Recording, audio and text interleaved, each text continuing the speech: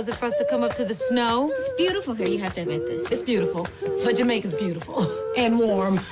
That makes perfect sense to me. When four married couples head to the mountains. Every single year, we take a 7-day vacation. Who is this? I'm Trina. Where is Sheila? Oh, I made her drive. We flew. You did what? Mike, are you hearing what you're saying right now? Secrets will be revealed. Whoa. How you gonna admire him when you got your situation? Oh, situation? Trust will be tested. I'm not the only married person with a secret at this table. Checkmate. And hearts will be broken. Diane, when you get married, you give up the eyes for us, okay? And before all is said and done. You belong in the kitchen. And you belong on a corner. Need a pen? Why is your wife so eatable? The secret to a good marriage just might be discovered. I need you and I love you. Just come home. Lionsgate and Tyler Perry invite you to the movie event of the year. Lord, I don't know what this is all about, but I am going up this mountain to save my marriage. Learn to love. I'll be there for you. Laugh. I like the argument, because the making up is insane. Now drink to that. And cherish all over again. Love.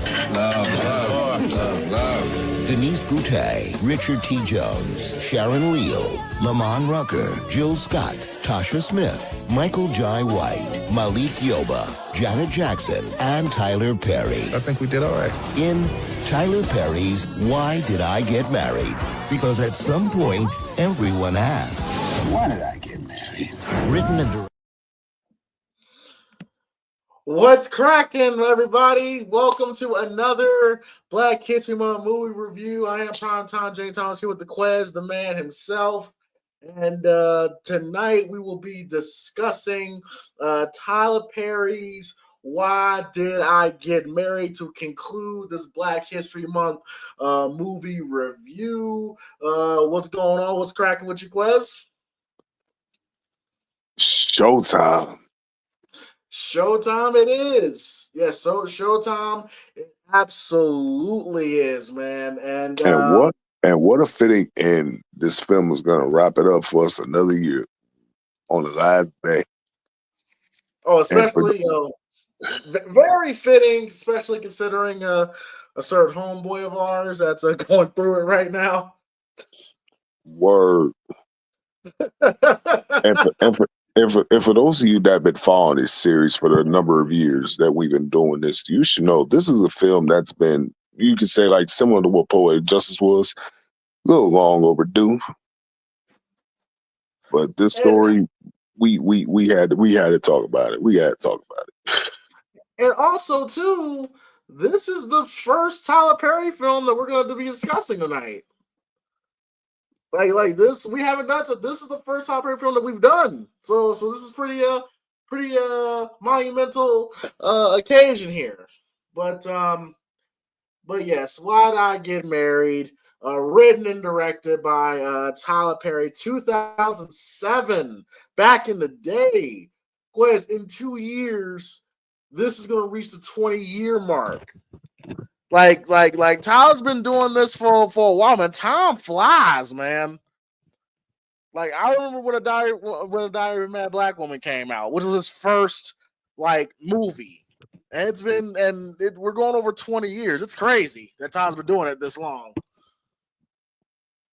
Still, and it still maintained the relevancy that he's had, and he still believes he's still at the top of his game with the myriad of projects, movies, plays, the movies, the TV shows, the streaming exclusives, the streaming deals that he was able to cut. It has definitely been a whole full circle moment for Tyler Perry and his work, like you said, over the past 20 plus years. Absolutely. So then, we get Why Did I Get Married? An ensemble, and I could say this is an ensemble cast, pretty much, where you have Tyler Perry, who's Terry, Sharon Leal, who plays his wife Diane, Janet Jackson, my wife, as Patricia, 3 years removed from the Super Bowl situation, which I gotta shout out Tyler Perry because this was during a time of Jan's career when me and Quez, we did a video of career respect on Janet Jackson. And this was around the time her career when she was getting blackballed. She was getting blackballed out the music industry. And credit to Tyler Perry. Tyler Perry was one of the only ones that had Janet's back. And as soon as he was able to start writing this film, he gave Janet Jackson a role. So I always give credit to Tyler Perry for looking out for Janet during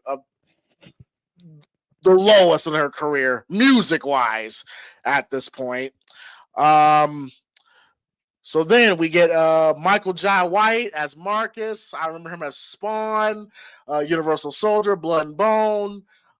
You get the lovely Tasha Smith as Angela in a very memorable performance. Richard T. Jones as Mike. I remember him from The Wood. Hell, I don't even go far back. Richard Jones.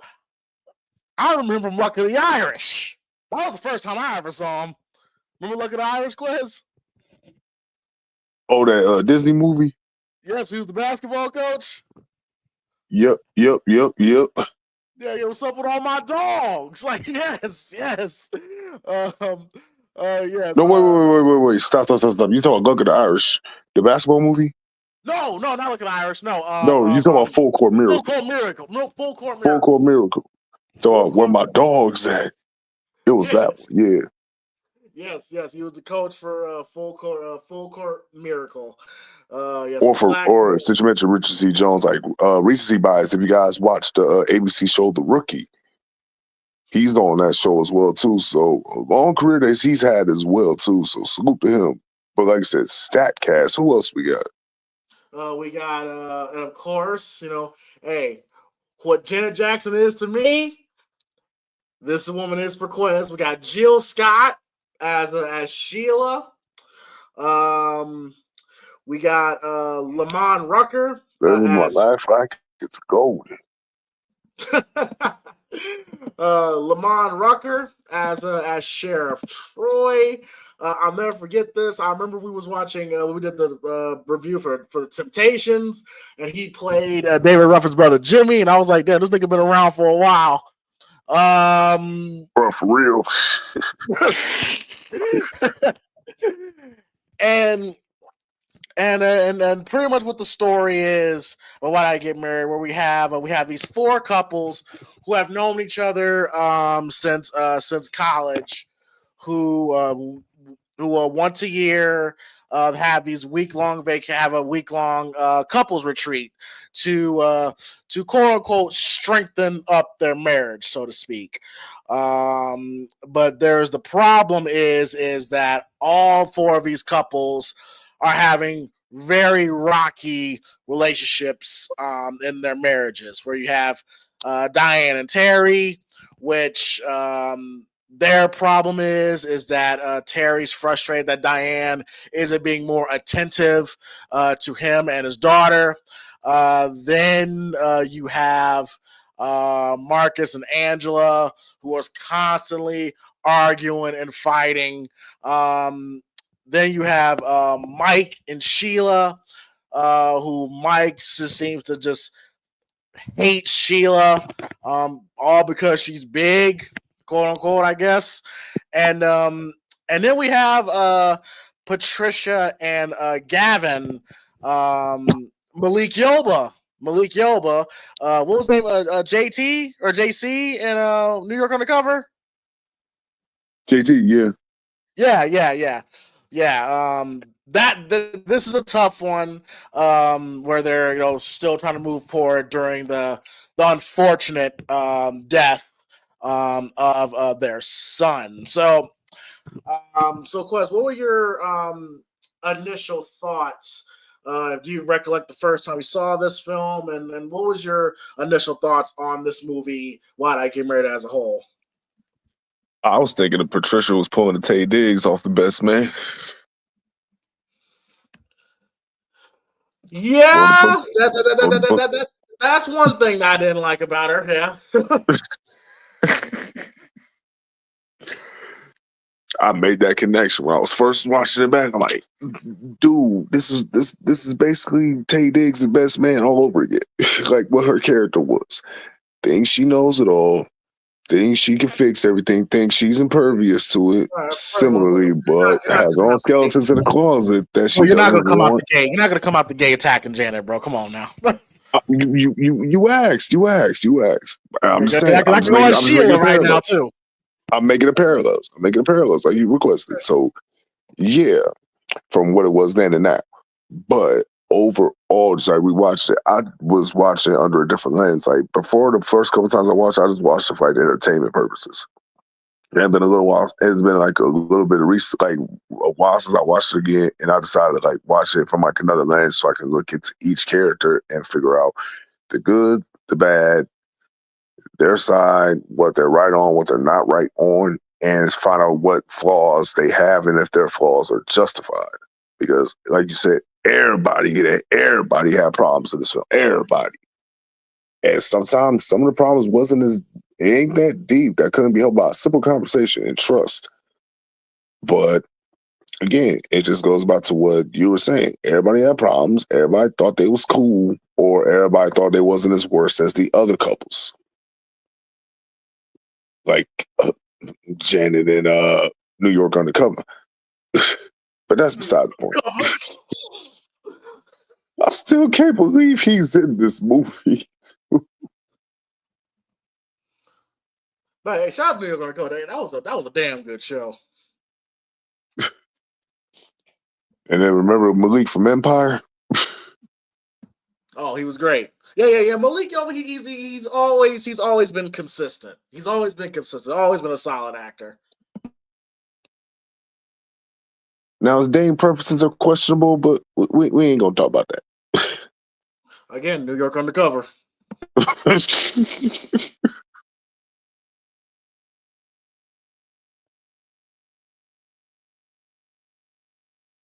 that was it. Yeah.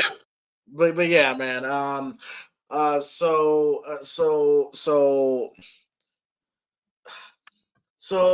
this movie's very interesting with me because, look, shout out to Tyler Perry. He's had a very great career, like especially if you follow his story, like from where he started from to where he is now. It is very inspirational. It is very inspirational. So I respect the hell out of Tyler Perry. But Quez, I had this feeling watching this movie that, and this has always been a Tyler Perry problem, he's so heavy-handed with the drama. It's like it doesn't feel real. I don't know, Quez, if you saw the message I gave you. I told you when I was watching this movie. I was like, as entertaining as this movie's low-key pissing me off because I seen it. Because it's not real. It's not realistic. Okay, so let's get into it. Okay, so the movie starts where we get introduced to our four couples. Okay, Janet having a college lecture, which that is a strike one. Quez, I don't know. I don't know about you, but I wouldn't feel really comfortable with my best friend writing all my personal business in their books. And then So yes, they gave me consent to write about it. And then she had the audacity to say, I don't really feel comfortable talking about my friends. You're right about them, okay. We get introduced to our four couples, with Diane and Terry. And I gotta tell you, Quez, like, I did not like Diane at all in this movie. I thought that she came across very selfish, a disrespectful ass wife, not a good mom, and no, she's not like she's not, bro. And I just like, bro, like the very first scene we see them when they're driving in the car, and Terry wants to talk.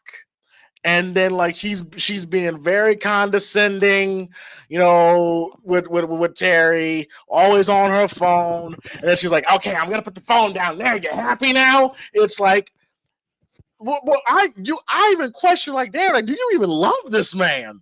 Because if I'm Terry, like, why should I love you? Like, you come off disrespectful, condescending, like all you do is care about your work. I did not like Diane. And at first, Terry was cool with me too, but I found out he did some fuck shit too. I mean, granted, understandable, but still some fuck shit. Then we get introduced to Angela and Marcus, right? Oh god. Which Angela, who owns her, well, first of all, Terry is a pediatrician and Diane is a defense lawyer. Okay, busy black woman. Then we get Angela and Marcus arguing on the train. Angela, who is a salon owner, and Marcus cuts hair at that same salon, which it doesn't make sense. Oh, okay. Hold on. Okay, and then we got former professional athlete, career cut short.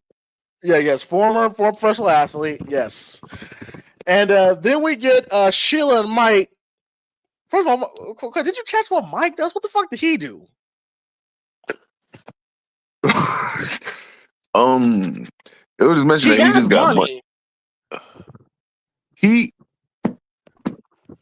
It's like they just blew past it. It was just they just covered as like Sheila's the housewife. She was the only one that didn't have a job. She was the only one that was a housewife out the group. And then Mike literally made all the money. Oh man, so it sounds like we got like a Tommy from Martin situation. He's out here in these streets. So we have that situation. Then we meet Gavin, who's an architect, and we meet Patricia, who is a psychologist, who's definitely bad at her job. We'll get to that in a second. Quez, how did you feel about the introduction of these four couples? And we see that every single one of them, every single one of them have problems, but Patricia and Gavin are trying to act like they're the perfect couple. But we later learned that they're very broken as well. Yeah, how'd you feel about the introduction between the four couples? I mean, it painted a story to where who they were, what their relationship was, like in a nutshell, as Patricia was trying to describe them. And what I was thinking about is this was when they played the scenes out when they were arriving, was it something similar to what Patricia was trying to explain to the class in order to paint herself in the light of what her book would do to help their friends out? I just feel like that whole lecture was just like a selling point for a book. It's like, my friends read my book, and this is how it helped fix their marriages. Because I'm thinking it's some type of Marvel Cinematic Universe type stuff. Maybe they're not as bad. Maybe this is just all in Patricia's head to where she feels like her friends are that fucked up to where she has to help them. And she has to paint herself with this perfect image of what true marriage is like when it goes good. So that's why I was thinking about it with that. But an accurate showing, yes. The stories that they was being showed from each of what their characters entailed, absolutely, it was told. It was shared very well. Whether you liked it or not, they was going to be stuck in a cabin resort in Colorado for a week. Couldn't be me. I mean, I could do that, especially first of all, shout out to the set design. Set design was beautiful, as most Tyler Perry films are. But first of all, Quez, how would you? I mean, if your friend was a psychologist and was writing all your business out there like this, one that's like Kid you not, by the way. And also let me get down to the nitty-gritty on this, okay? First of all, my biggest problem with this movie is the Richard T. Jones character, Mike. Mike, to me, is the biggest problem in this movie. You want to know why? Because he treated Jill like dirt. I mean, Sheila like dirt. oh, yes, but bro, it doesn't. It doesn't. But he comes across as a supervillain in this movie, and that's always been the problem with Tyler Perry films. Is like people come off like the villains come off as supervillains. He came across as a supervillain in this. Like nobody acts like how this man acted, bro. That's because he dark skinned, bro. They paint all dark skin. He paint all dark skinned men like that, man. That is true. That is true. And don't let them be bald headed. So no, but I'm just watching this because like my biggest problem was that he torpedoes the film. He completely torpedoes the film because everything doesn't seem realistic because of this character.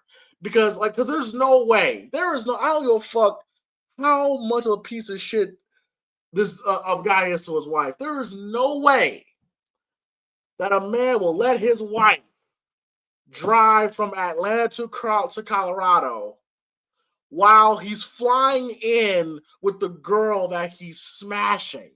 It just doesn't feel real. It does not feel real at all. And also, to another and that's his wife's homegirl. And his wife's homegirl, which again is another unrealistic thing. Because how are you the homegirl, but you in Sheila's face talking about y'all homies, knowing you're fucking this dude behind? Like, it doesn't make sense. Also never made sense to me, Quez. I get that the four guys are homies. I get that they've known each other since college.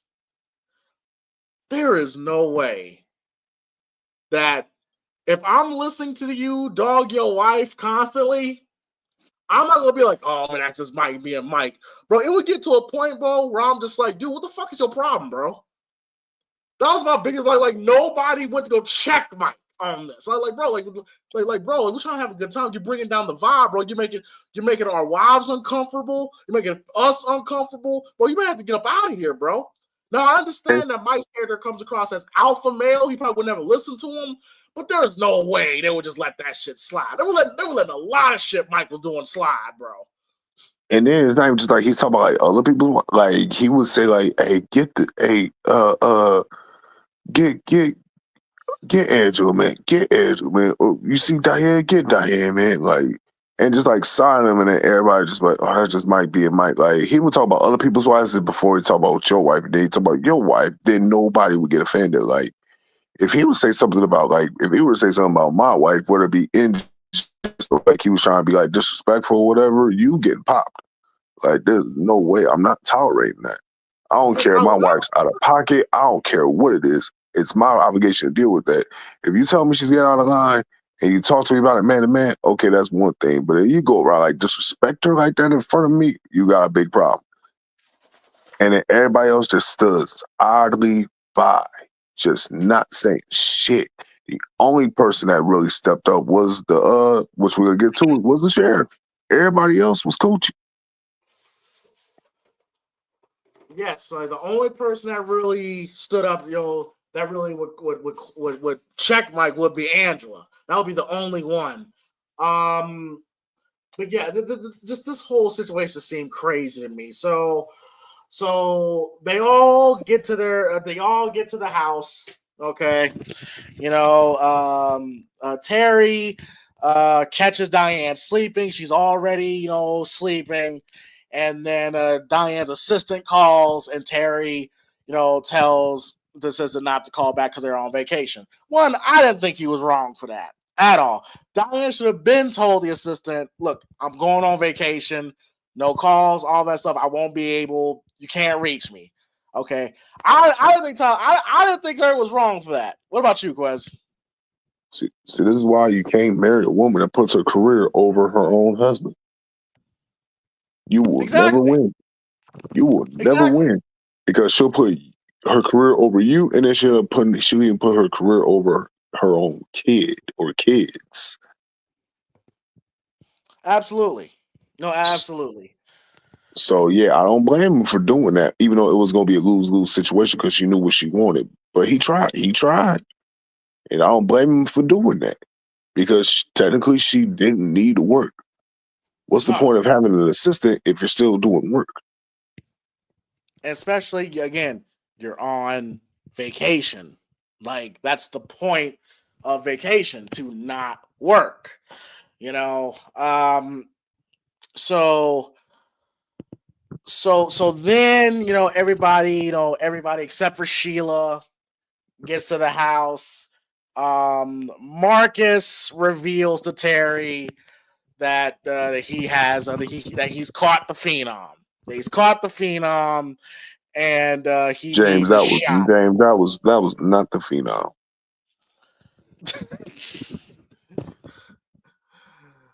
Let's not do that. That was not the phenom. Well, okay. Marcus got burned. Okay, he got burned, and he needs a shot from Terry. And we learn that Marcus, he's a buster. Okay, he stepped out on his wife with his baby mama, and she could have potentially gave it to Angela. And by the way, first of all, Quez, Angela is the prime example of it don't matter if you got a degree or not, because we learned she's very intelligent, but she's as hood as it can be. And and that's why I say don't matter if you got a degree or not. Okay, if you a chick from the hood, you're gonna be a chick from the hood no matter what. But I will say shout out to Tasha Smith, though. I thought Tasha Smith gives a great performance in this movie. I thought everybody did really good, and I thought the acting from everybody was really, really good. And even Tyler Perry, who he's not known for his acting, but I thought he did a good job here. So.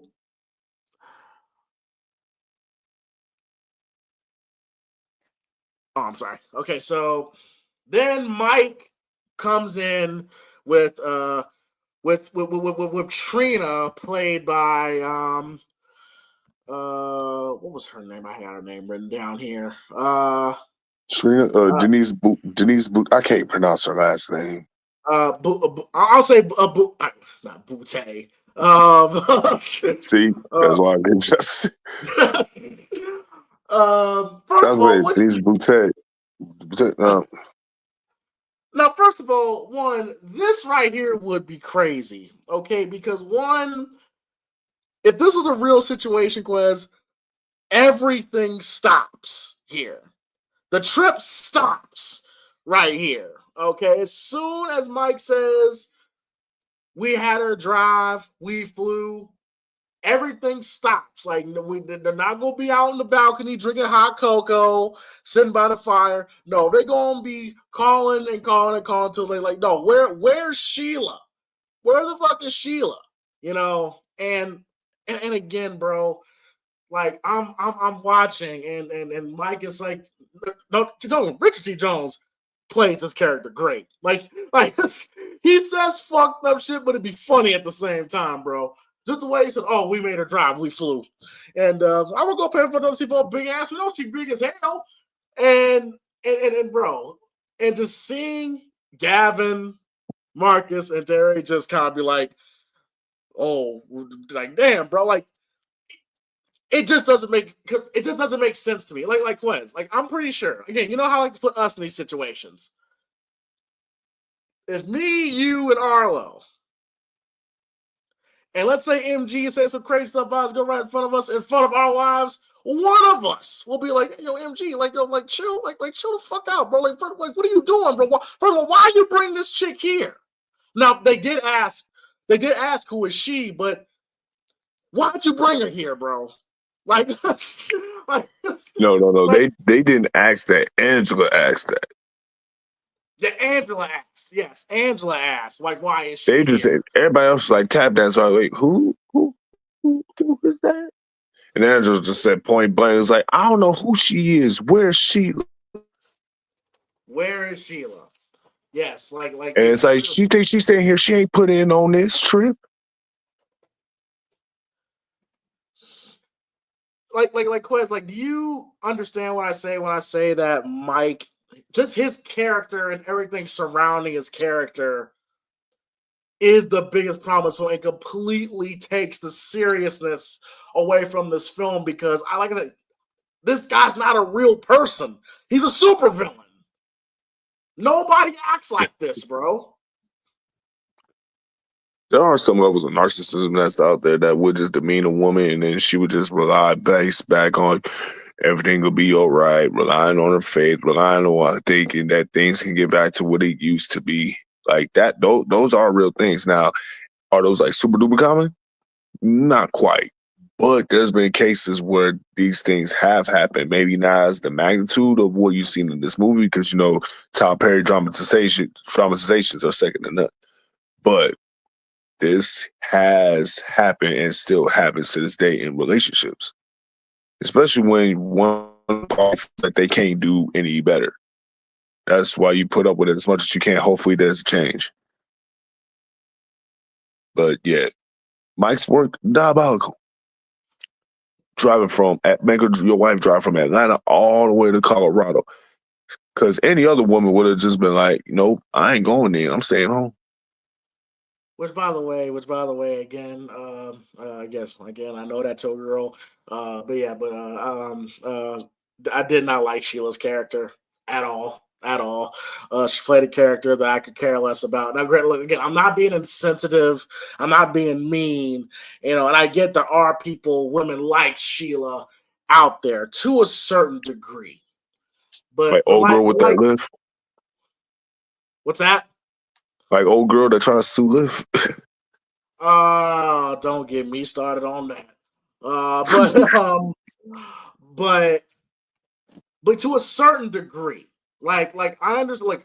Look, I think you're a big punk if you put your hands on your wife, physically abuse your wife, but verbal abuse, like at some point,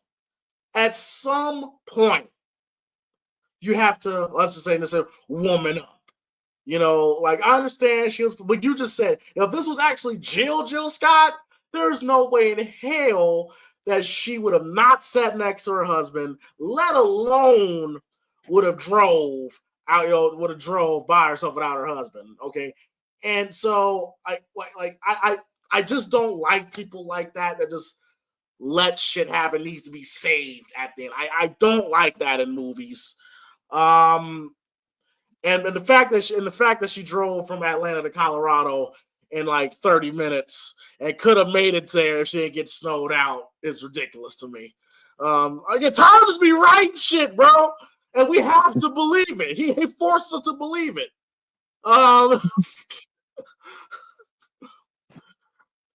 Like how long is a drive from Atlanta to Colorado? Let me just look it up real quick.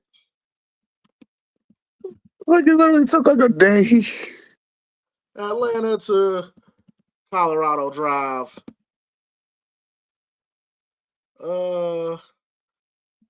This is about to be some bullshit. Yeah, it's a 20-hour drive.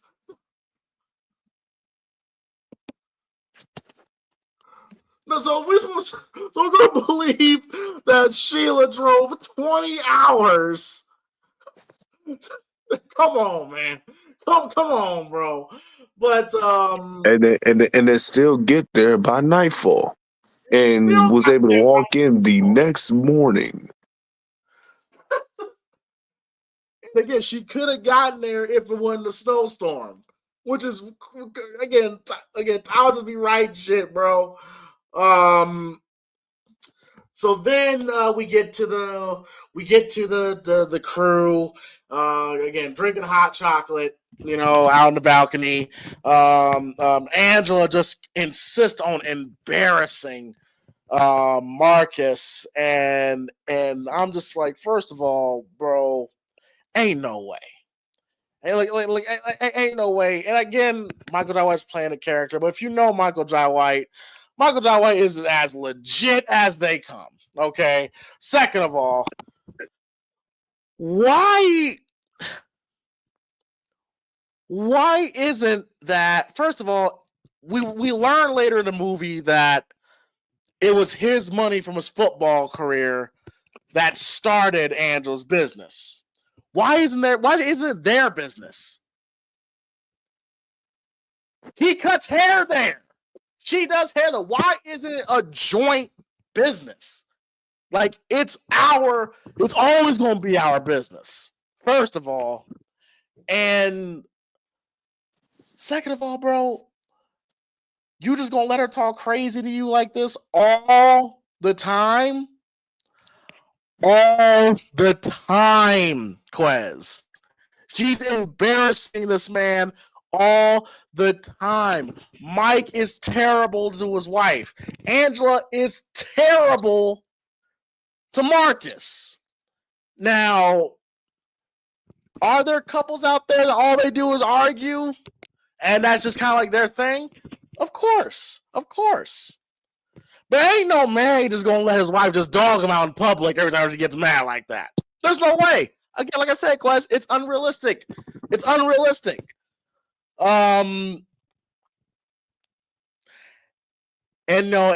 so then the fellas confront Mike about him and the Sheila situation. Which once again, like ain't no man gonna let his homies talk about his wife like they, like what do you say? Like, should have made a chunky ass walk. She needs to exercise. And it's like, bro, bro, one of us would have checked Mike. One of us, I just know, because one of us would have checked, like, yo, you need to chill the fuck out, bro. Like chill. And then Mike is literally bragging about stepping out on his wife and bragging about being an unsolid nigga. They're saying, like, if your wife don't give you none, it's your legal right to get you some. Which I'm like, oh, so you a scumbag? Great. He said it was in the Declaration of Independence. Declaration of Independence. All right, sure. And then that's when he learns that Diane and Terry haven't had sex in months. Which by the way, Quez, when it comes to that situation, I understand being so busy, you miss recitals, you miss you miss events, but you're so busy you can't smash your husband. Or you get that done in like 10 minutes, 15, 5 even. Like, she ain't got needs. Like, come on, bro. Come on, bro. And bro, forget all that too, though. It's at a point where I know y'all been homies since college or whatever like that, but like whatever between business like that is you and your wife, you don't talk about it with your homies, parents, none of that shit. Especially anything that goes on in the bedroom. Now, if it's like escapades, like you out there kicking it, and then you and this female have like a one night stand or whatever, you talk about it like that. That's one thing. What you talk about in the privacy in the bedroom with your wife, that is off limits to any and everyone. I don't care who it is. That shit is off limits. Like, Wes, have you ever been in a situation with where one of your homies is talking to you and venting to you and talking about how he ain't getting none from his girl or from his wife? Now, I have, but I never inquire or ask about it because that's y'all business. Right. But I mean, I've been in that situation too. And I'm just, it just, one, it's uncomfortable for me because, like I said, it's their business. But they talk about it all the time in these movies, all the time, bro. And I don't know. I mean, it must be real, especially if you're a married couple. Now, I'm not gonna say like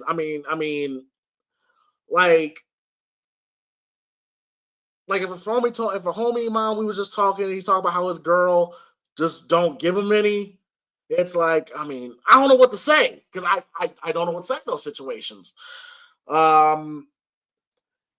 So then we got that situation. Sheila meets Sheriff Troy for the first time. Where again, she could have made it if there wasn't a snowstorm, a 20-hour drive in 20 minutes. And they meet, they talk, she spends the night at the jail cell. And again, also showing how delusional Angela is. The fact that she could talk crazy about her husband and expect to get digged down later that night is crazy to me. Absolutely crazy to me. Like, bro, like you keep him buried? Hell no. No, we understand why he can't do it because he has a certain situation. So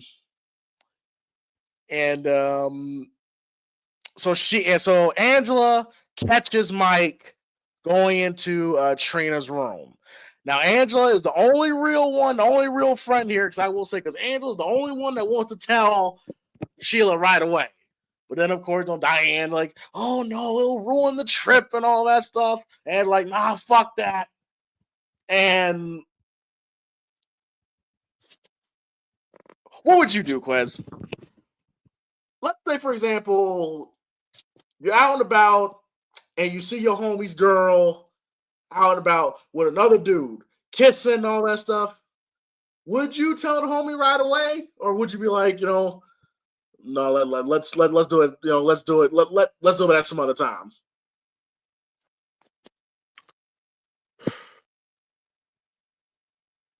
And this is your best friend. This is your homie that you've known since college.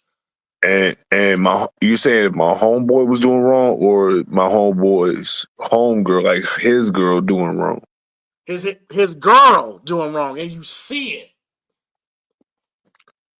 You first of all, you gotta make sure you know what you saw is exactly what you saw. Don't speculate. Make sure what you saw is what you saw. Because if you go into it, you be like, oh no, I'm gonna tell my homeboy about this, and you're wrong. That could do irreversible damage to y'all friendship.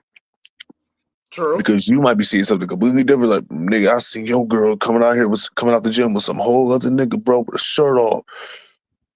Tell him to find out, like, bro, that's her. That's her brother. Oh, so she wasn't cheating on you, like. So you gotta be mindful with that. But if she is doing something dirty, and then you don't tell her, you don't tell your homeboy, and then he finds out that you knew about it after he finds out, then he can't trust you. So you can either mind your business, or you can go ahead and let your boy know that his girl's out here doing wrong. Which, that's what I would do. Because I would hope my homie would do the same thing for me and look out for me if my girl was doing wrong. Yeah. I would have told him right away. I would told him right away. And yo, man, I got some interesting info for you. Because like, no, like I'm not gonna stand for that. I ain't gonna stand for that all one bit. So let me get to the next morning where there's breakfast. Mike being an asshole, like, did you even call? Like, did you even call Sheila, see if she's okay? He's like, no. I'm like, God damn, bro! Like, nobody acts like this. And now keep in mind, it may seem like I'm blasting through this film. Like, this movie it's really like meat and potatoes. Like, it really goes straight, gets straight to the point. Now I will ask this, Quez. The reason I think this could have worked out, especially with the Mike and Sheila situation, if we got some sort of backstory. If we got some sort of backstory on why Mike hates Sheila so much. Like, all because she's big is not enough for me. Like, I'm assuming, first of all, I'm assuming that she's been big for a long time. So I'm like, okay, so what? First of all, if you don't like, why'd you marry her? Why'd you get with her? Clearly, she had some quality that was attractive to you that made you want to marry her. What changed? Like, give me something. Maybe she can't have no kids, and he's bitter about it. Or but here's the thing though, like, things do change. Like, maybe she wasn't that size when they met. Now, granted, She probably had some. She very likely had some meat on her bones, but she could have possibly gotten bigger over the time that they've been married. And then this is a real case that happens in relationships where your partner may not be the same attractive looking person that they once were when you guys met in the past. Bodies change. You can get bigger. You can get fatter. Your teeth can fall out. Your doggone skin gonna turn gray because you can't start smoking squares. You know what I'm saying? You can have hair like doggone you can have hair like long down to your back, like around. You got Lil Wayne hair. Jesus. You know what I mean? It just don't look the same. And people can fall out of love, or they can fall out of attraction with you because you're not taking care of your body. You're not taking pride in your body to keep your body together. Okay, well, And Quez, people looking at us like she don't need to lose weight because the biggest thing he kept hitting was like lose a couple pounds, lose 50 pounds, and maybe that'll help. He doesn't like her what she is. Well, okay, he wants that's the her case. to like conform down to his standards of what he would prefer. Well, if that was the case, then just leave. Just leave. If you're unhappy, just leave. But I can say the same thing about the Marcus and Angela situation. Okay, the reason why Angel's like this woman because he cheats. Fuck all that. Leave him. Like, if you really feel that way, just leave his ass. Like, why would you want to stay with him just to talk shit to him? You know? Like, again, if you're unhappy in your relationship, just leave.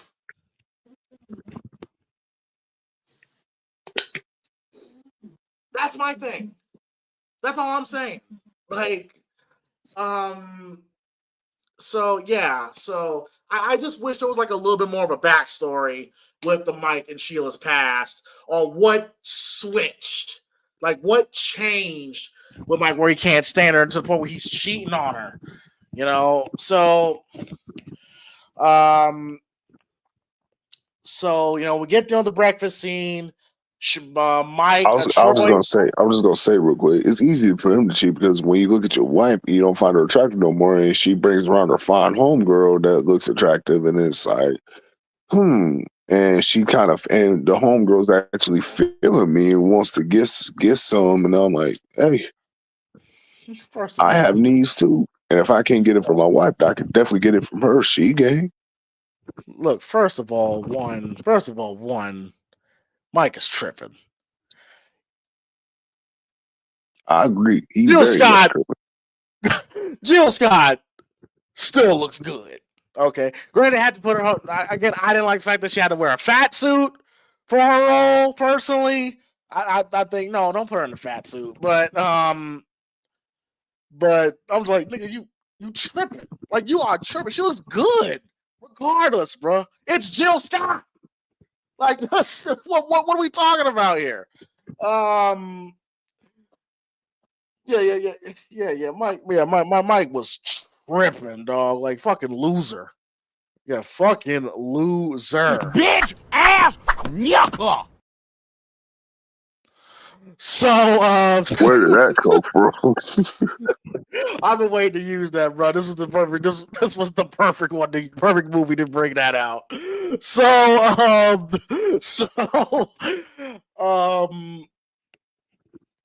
we get to the breakfast scene. Sheila, who's completely oblivious. Again, any real woman would have put two and two together that, okay, that, you know, that something's going on between my homegirl and Mike. She should have picked up on that.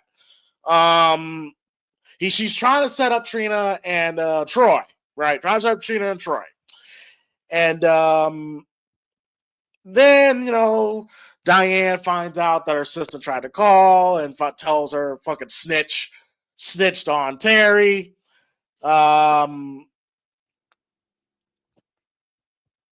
So then we get to things happen, and then we get to the scene I really want to talk about here, Quez. The scene I really want to talk about.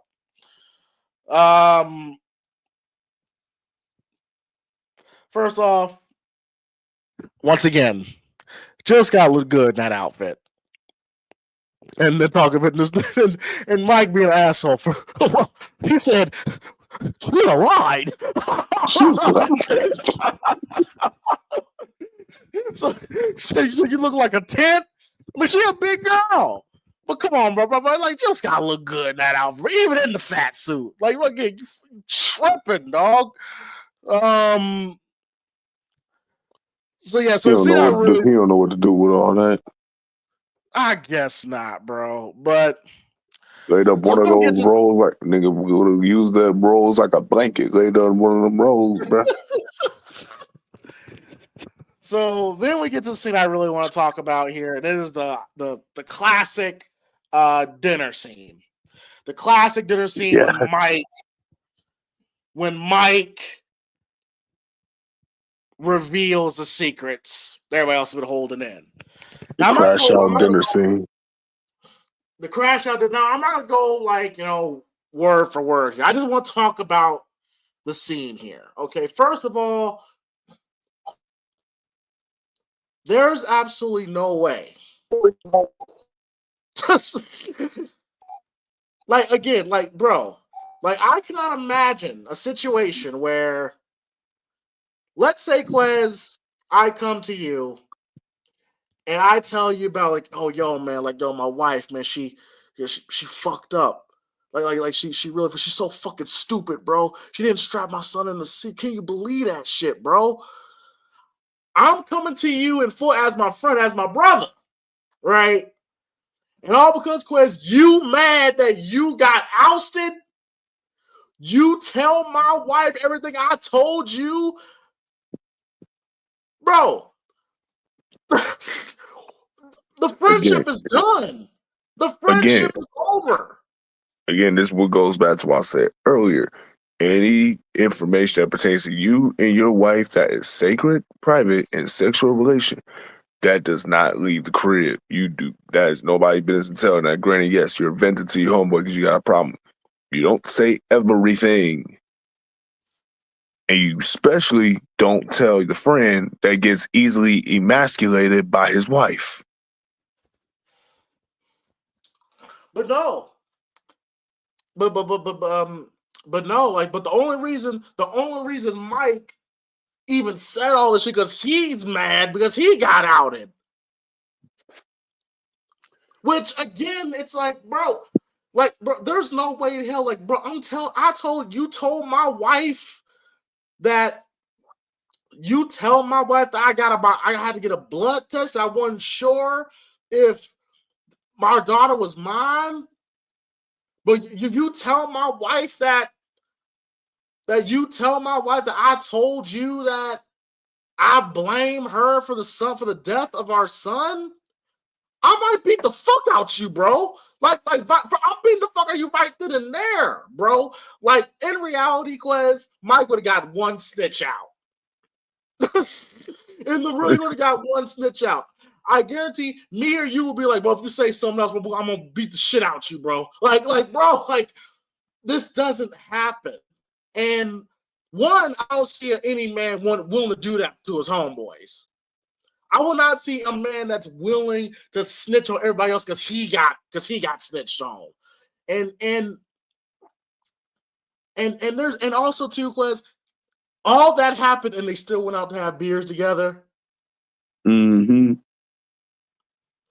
And not only that, but was still invited to the banquet where Patricia was going to win her award. And not only that, but still brings the girl that he's smashing. See what I mean, Quez? It's not real. You got to save face with it sometime, man. No, Quez, it's a lot realistic, but Tyler Perry plays on the drama with these stories. And yes, I would not be cool with the Joker either. You want to tell my personal business out there that I told you in confidence. And then he ain't stopped there. He went around the entire table, man or woman, spilling stuff. Wasn't nobody safe. Because that's also to the point where now he knew stuff about the guys, he learned stuff about the women because after what Angela told, not what Angela told, but what Sheila told him. Sheila was dry snitching on her homegirls. Talking about, did you know that old girl got her tubes tied just so she wouldn't have no more kids with you? And he wouldn't know that because of Sheila. I just love how nobody's mad at Sheila. Because she got cheated on. Forget what she did.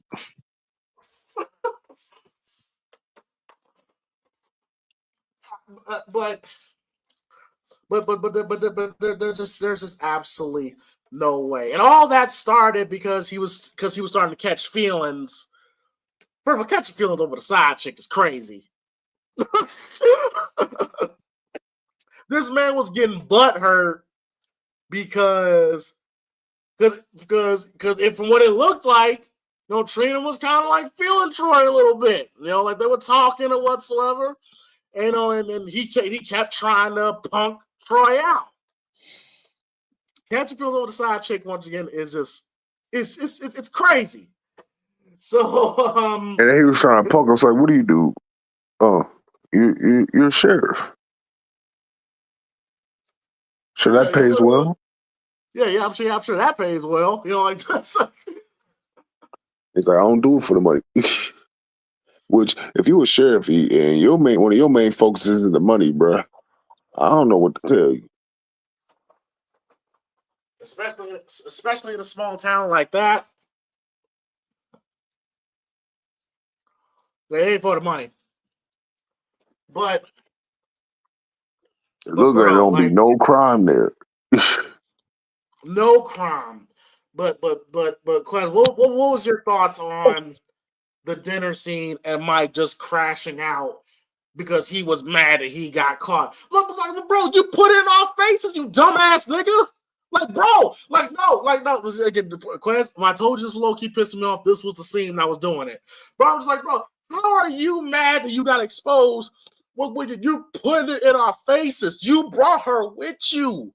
You getting uptight because Trina actually kind of digging Troy a little bit. Again, Mike, how I feel about Mike? Bitch ass yucca. Exactly. So I just want what a great episode of Boondocks ever. But Facts. But yeah, because this was a scene where I was like, bro, I don't like nobody in this movie. I don't like nobody.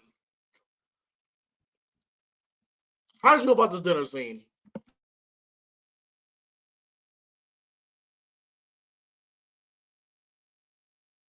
I probably had to step away. Okay, so no, my stuff froze again. What happened?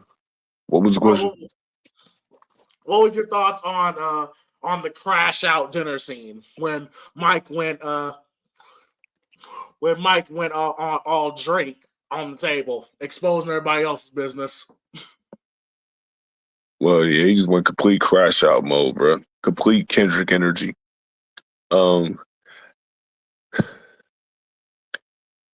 This scene alone in particular, which again, we're gonna discuss this later on, but spoiler alert, shows why Angela was the MVP.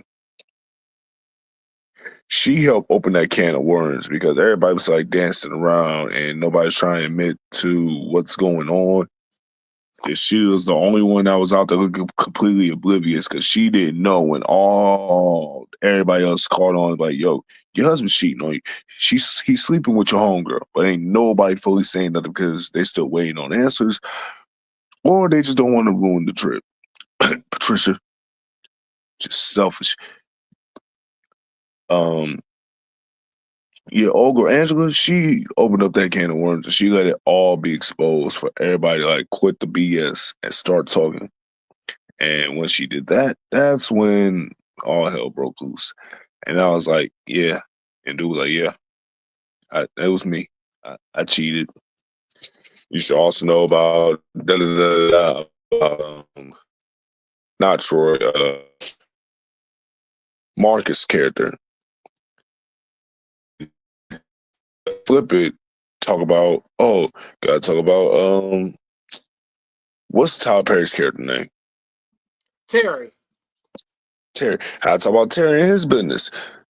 And then flipped it around and talked about Terry's wife's business. And then you had to go for the jugular and then go and talk about Patricia and Gavin's child that they lost.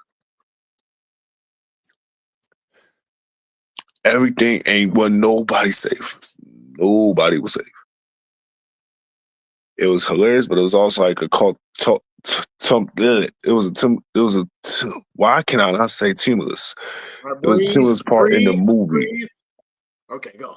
It was a tumulus part in the movie where it's just like everything was being brought to the forefront.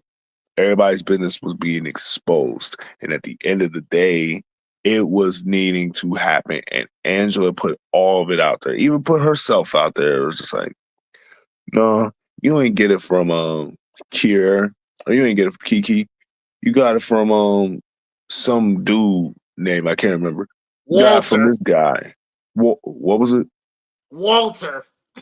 No, you got it from Walter because he gave it to me. I had to. I was waiting to see what you was gonna say. And that's why, Quez, I couldn't give her MVP. Because I had some dirty shit there. You said what? That's why I couldn't give Angela because up to this point, I was thinking about giving her MVP, even though I didn't like her talking shit to Marcus. But that's some dirty shit, too.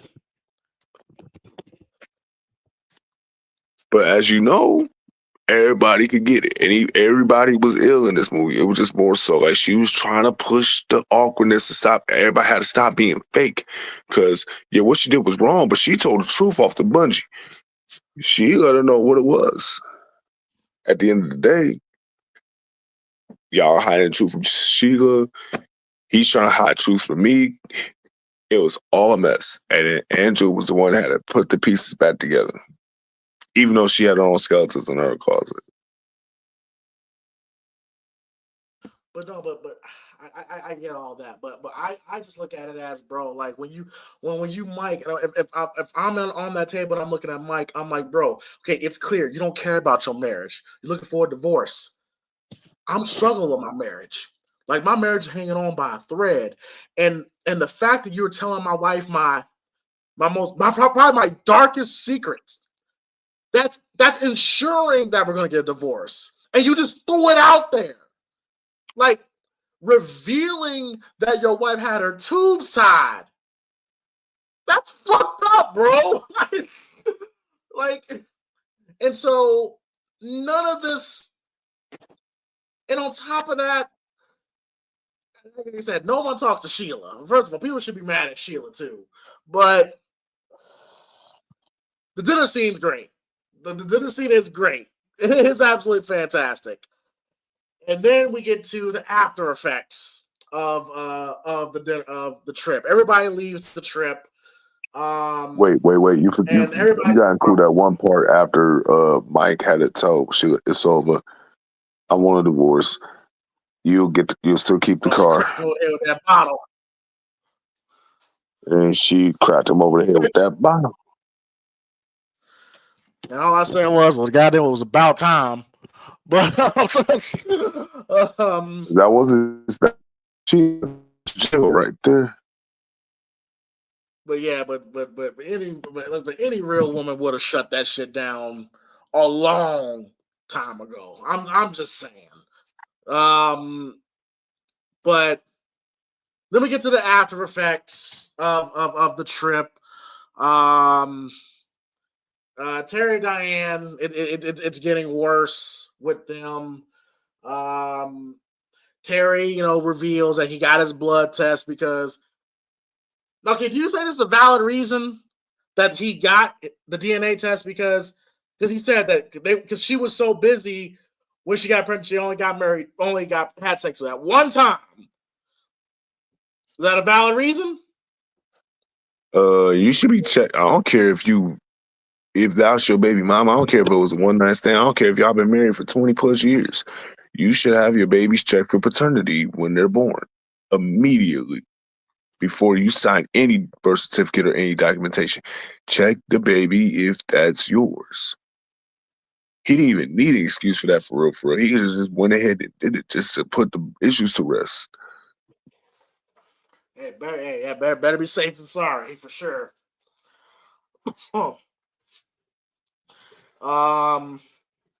Now, the biggest reason why me and Quez haven't talked about the Gavin and Patricia relationship because they don't really get too much into it. They save that for part 2 because there is a part 2, which I'm sure me and Quez will get into at some point.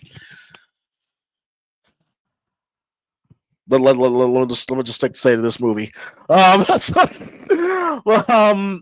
But they do touch on their problem. They just didn't go fully in depth into it. Like I said, great scene by Janet here, where the perfect Patty breakdown, where she finally talks about, because we kind of get the impression all throughout the film that Janet doesn't like to talk about her problems. In fact, she can't even look at a picture of their son. That's crazy, bro. The ironic thing is she's a psychologist, that she needs therapy too. And also, and the reason why I don't like Patricia's character is because she's an award-winning psychologist whose specialty is family and marriage. And she says they go on this trip once a year for many years, but everybody's marriage is still fucked up. Everybody's around her is a hot fucking mess, including her. It's just like, how are you an award-winning psychologist? Like, everybody's on the verge of getting a divorce here. Now, Quez, you said you want to talk about Janet's acting in this movie?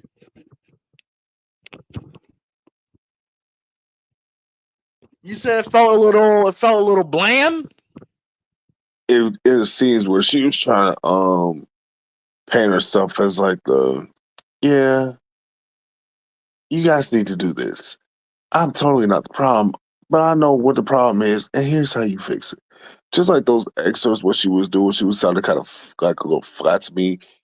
And the reason why I say that she was sounding kind of flat to me in those scenes in this movie is just because of the fact that I don't believe Janet still has that full range as of during that time, because it was a moment in between her acting years, between when she acted the last time and up to this film. Her last movie before this was Nutty Professor 2, and that was back in 2001. Yeah. And then this movie came out in 07, so you can say they filmed in 06, but that's still 5 years in between projects. So, yeah, a lot of ground to make up as far as like quality of acting with. She wasn't horrible. But there was some things that could be improved upon as far as like believability in the character, as known as you know what you need to do. And if you don't know, listen, you're gonna take a piece of paper, you're gonna take a pen, and you're gonna write down things about your partner that you wish you would change and what you would not change. And to write down things that you appreciate about your partner. And then your relationship will be perfect like I just didn't find that whole act where she was performing it. I just seen and envisioned Janet, not so much Patricia in that wheelhouse at the time. First of all, one, that's bullshit. Because listen, everybody in this trip has went through catastrophic downfalls in their marriage after this trip. As toxic as Angela is, all it took was her to write on a sheet of paper the positive and negatives of her husband. Diane, all it took for them to completely ignore the fact she got her tubes tied is for her to write down on a sheet of paper. No, because in reality, it would take years of therapy for them to get over those problems, bro. You would not write down on a goddamn sheet of paper. And it's funny you actually said that about Janet because Janet, before Poetic Justice, she didn't act until like the early 80s. But so you're telling me that she pulled off being a hood chick from South Central better than being a psychologist?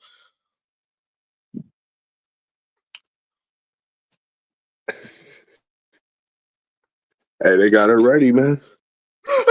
They took her down. They took her down to Compton and had Hood 101. It's also interesting. It's also interesting, Quez, because Janet did say that she was getting plenty of movie offers and roles, but she turned them down. Janet has a she because the roles they always would offer would be like they want to play like a hooker or a drug addict and all that stuff. And she wants to be like, want those roles like this where she's like a teacher or a professor or something along those lines. Funny enough, pretty much the roles Halle Berry got. And no shade, I'm just saying. And and so that's another reason why you never really saw Janet in many movies.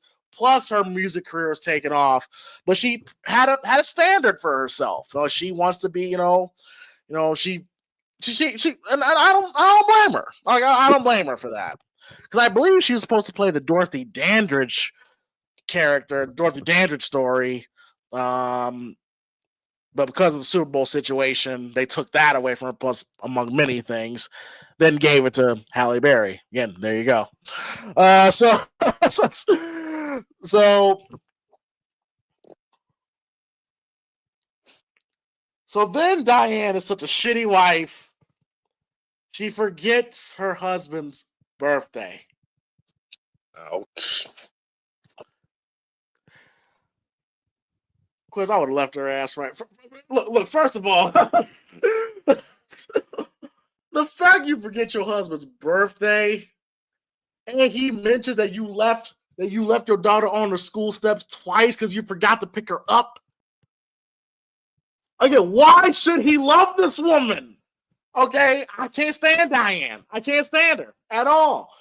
And also in the scene too, when she comes home and by the child of Keisha Sharp, who was his assistant, with the cake, that's unrealistic. That would not happen. And also too, that is his assistant, and you don't know her, you don't know of her. And if she's that close to the family, or she's taking her to recitals, she helps her daughter study.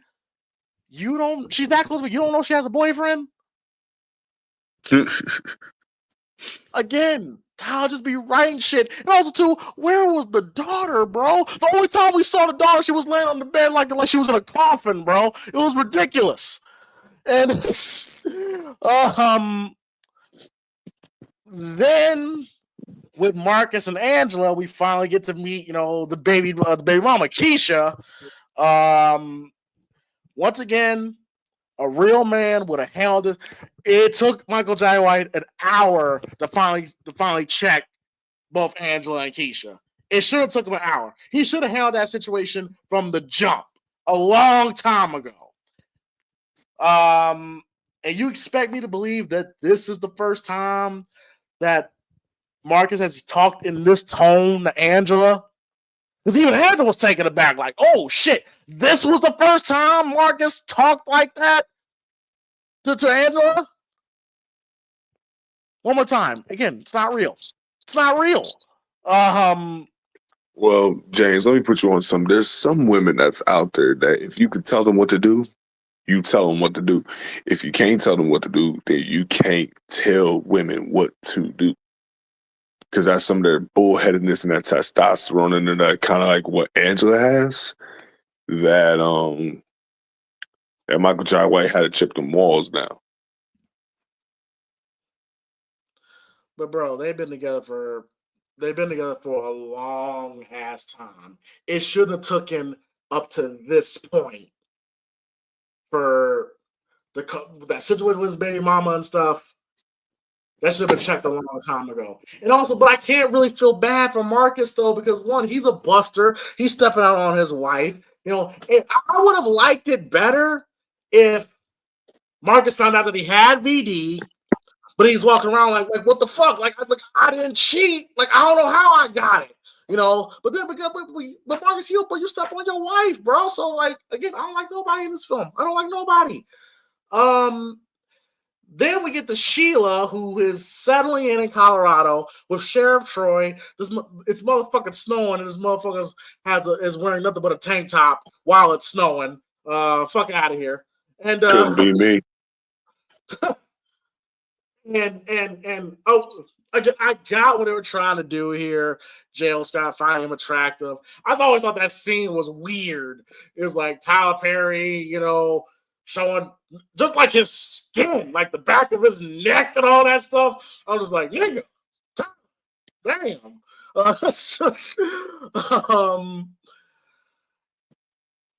So yeah, because how'd you feel about the aftermath of the trip where you get, Patricia finally addressing, the death of her son, and then shout out to Gavin Malika, who all throughout this film has been more than patient with Patricia, very patient with Patricia in this movie.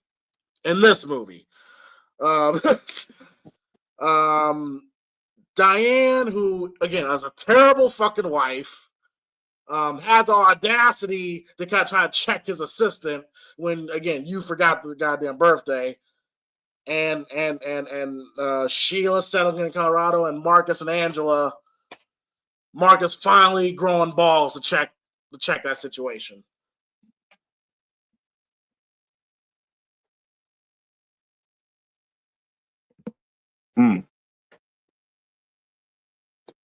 I would say things are only gonna get worse before it gets better. Especially for Diane's case. Ooh. Not a good look on her and Terry at all. Like y'all been, I think they said they've been married for 10 years. For 10 years? Like, you should know your husband's birthday just off instinct. If you've been married for 10 years? Bro, that's fucked up. That was like, oh my God, it's today? I'm like, bitch, really?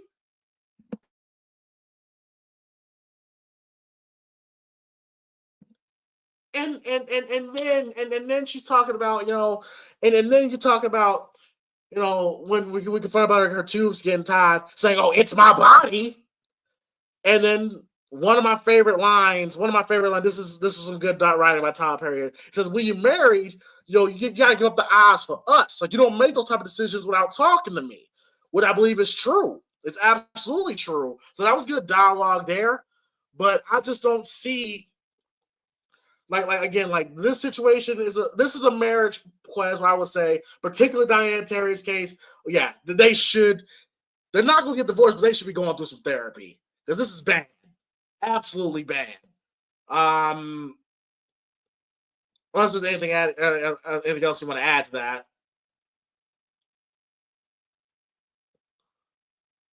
Okay, all right. So then ultimately, Patricia gives Angela and Diane the bullshit exercise of write down a list of do's and don'ts, and if the don'ts outweighs the do's, then you just deal with it. But then if the good outweighs the bad, then that just tells you everything you need to know, right? Which I don't think that would work on Angela. I don't think that would work on Diane. But somehow, some way, this restored their marriage. I believe in reality, no, that would not. Diane, again, getting Terry back. First of all, I understand this was a comedy, but that joke that Terry played on Diane, saying that his assistants are pregnant, again, nobody would do that, bro. Like, nobody would joke like that. And how she responded, "Oh, you got a boyfriend? Oh, okay, can we go home, please?" It's like, I keep saying all thoughts of this isn't real. This isn't real life. Yeah, no, nobody would have jokes like that. No, nobody would do that. So then we ultimately get to the banquet where Jan's supposed to win her award. Where everybody sees each other for the first time since the trip. Sheila makes her return. Lost 50 pounds. Now how Jill Scott was looking at the end of the movie, that was really Jill Scott. Like the extra Just weight they gave glowing. her. Just glowing. Yes. That was the everything before was just the fat suit that they put on her, which again I thought was completely unnecessary. Tyler Perry, what do you expect? Yeah, I understand that, but it's like, yeah, I understand. Okay, Jill Scott's supposed to be the big girl, but you still could have told the same story without her wearing the fat suit. I'm just saying. So, and then we had the scene when they all had beers. Where I think none of them would really fuck with Mike after that situation. I really was how they were still having beers with that nigga after what happened. There's no way that would happen. So yeah, so then we learn that Sheila is now married to Sheriff Troy. Again, lost 50 Should have been me. pounds for sure. Hey, you should have flew down to Colorado, bro. I ain't had Colorado money. And Jill should know better that I don't chase the cold. You wouldn't take a girl for Jill Scott? Hey man, decisions had to be made, bro. I'm not even gonna go there. I'm just saying, I'll go, but I'm not staying. Bring your ass back. Listen. If Janet Jackson lived in Alaska, and DM me telling me right now, like, get on the, I'll fly you over here, but I'm gonna embrace that motherfucking cold. Don't play with me.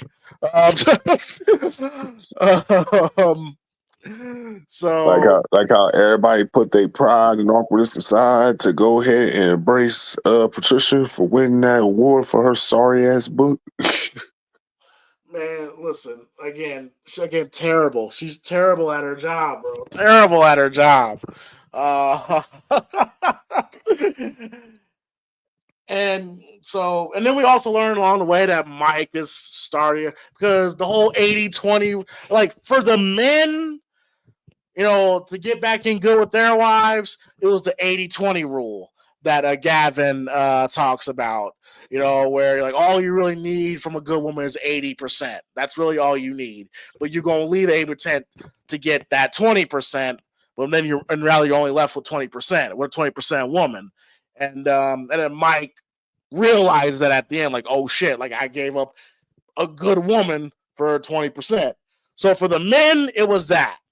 For the women, it was the write down on a sheet of paper. First of all, did Patricia do that? Did she have to write? Did she write on a sheet of paper? No, she didn't.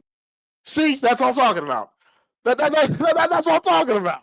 The professionals don't gotta do homework because they don't have problems. And you could equate, like, granted, Sheila got cheated on, but shoot, Gavin and Patricia's situation was worse. They lost their child. Yes, exactly. That's a trauma and pain that doesn't go away, especially in a matter of like how they lost their child. Yeah, and the fact that Patricia keeps trying to suppress it, that shit is so unhealthy. So unhealthy. So Mike, Mike, is trying to, he's now he's slowly starting to realize that he fucked up. He really lost a good woman. A good fulfilling woman. To a broad that can't cook, doesn't clean. And did I mention she's not Jill Scott? And spent it all his bread. Spent all his bread. I mean, come on. Denise Boutet is a pretty girl. Like, let's not do that now. I'm talking about the character, though. And I'm not saying Denise Boutet is not a good looking woman. I'm definitely not saying that. Salute to her. Although I ain't saying she a gold digger. Oh, shit. But y'all can fill in the rest. So Sheila got saved by Sheriff Troy. And shout out to Lamont Rucker, Sheriff Troy character. Maybe pretty much the only likable character in this movie. If you're really gonna be, he's the only likable guy in this movie. He saved Sheila. He rebuilt Sheila. Honestly, he rebuilt her, built her confidence. Yeah, he built young nigga, I invented you. So I could have did night. that too, man. Well, and also, by the way, too, with me, because again, y'all know I'm a Janet guy. I would have, listen. I would tell, look, we're gonna work through it, baby. We're gonna get through this. We're gonna get through this, okay? In this movie, we'll get through this.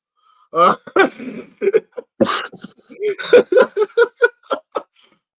house is acting the second film. I can just imagine it now. Janet being at Monday Night Raw, sitting ringside, watching James battle in the Intercontinental Championship match against Braun Breaker. He's like, "Baby, you're fine." Before Braun turn you inside out with a clothesline, like, "God damn!" First of "Baby, all, it's okay. We'll get through. I'm gonna get through this." Listen, look. My WWE contract was Janet Jackson. Listen, I may retire from wrestling. What the fuck are we talking about? Fuck are we talking about? What you talking about? Like, I'm with Janet Jackson, who got divorced from a prince. Like, nah, man, my wrestling career is done. So you're gonna be like Dave Chappelle in that Oprah skit. You goddamn right. You damn right I would be, bro. Like, I ain't doing shit. Man, I'm quitting. Man, I'm quitting my job. I'm quitting. I'll go up to set to say I quit. I'm rich, bitch. You got a problem with that, nigga? You could have killed. So pretty much the movie ends with Sheila running into Trina. First time they met since the trip, and keep on, she's a girl from Detroit, and I believe a lot of that was Jill. I think that was Jill talking right there. He said, and I don't know if I was gonna cuss you out, stomp you in the street, whoop that ass, but like, I was like, I think that was Jill that was actually talking in that scene, not Sheila, because Jill's from Philly, right? North Philly. Yeah, but tell you all you need to know. North Philly specifically. And if you know Jill and her music, if you think of that song "Getting in the Way," you better get back down before you get smacked down. You better chill. But what she say though? She said, "Take her earrings off. Go get the Vaseline." Yep. Jill be scrapping, bro. But then she just said, "I'm gonna pray for you." But don't tempt me. Stay away from the wine bottles. Which again, that was not Sheila. That was North Jilly Philly right there. And again, I also like what Sheriff Troy did. Like, that he kind of rubbed it in Mike's face. But he did it, but he did it with class. Like one man's loss could be another man's treasure and all that stuff. Yeah. Sheriff Troy was the only good guy in this film. I will say that. And again, the movie just pretty much just ends with Sheila telling Mike off because Mike tried to smooth his way back on Sheila's good graces, but she pretty much says, "Fuck you, Mike, go back to your 20." And everybody just embraces after Janet's speech looking beautiful on that stage. And they all embrace, and that's the end of the movie. So So yeah, I think this movie. Now, granted, as much shit as it seemed like I've been talking about this film, I do enjoy this film. I do enjoy it, mainly because of the acting and mainly because of the cast. Like I said, I think everybody here did a really, really good job in this film, acting wise. I thought Tasha Smith as Angela is just fantastic. It's the perfect role for her. Perfect role for her. Now, Cat Williams said in his interview that Tyler Perry can't play a man to save his life. I disagree. I disagree. I thought he did. I thought he did good as Terry. I really did. Granted, the way he threw that phone looked soft as hell. Yeah, he looked like he didn't want to break it, and the way he was walking up them steps when they were at the house, we talking about we was walking up the stairs. When Diane was like, "Don't you bring that whore back in here?" That looks soft as shit. I'm like, "Nigga, you slam back, you slam left to right, bro, nigga." Yeah, I thought Tyler did good. I thought he did good. I did like Gavin's character. Gavin. Voice of reason type of guy, solid dude. The only reason Gavin seems a tad unrealistic because I don't see a guy like Gavin being friends with a guy like Mike. You know what I mean? None of them should have been friends with Mike at that point after that. No, I can see Marcus being friends with Mike because Marcus was a dog too. Yeah, but Marcus was also a pushover too because anytime Mike needed reinsurance, he'd be like, "Ain't that right, Marcus?" All right, Marcus, tell him. That is true. That is true. He was the yes man. Yeah, Richard T. Jones, as despicable as his character was, he played the hell out of this character. Very, very entertaining performance by Richard T. Jones. Yeah, Michael Jai White played really good. Like I said, the acting was fine. The characters I couldn't. I fucking hated. Damn near. Yeah. What was your thoughts on the finals? The final scene when you get to see Jill Scott in all her full glory.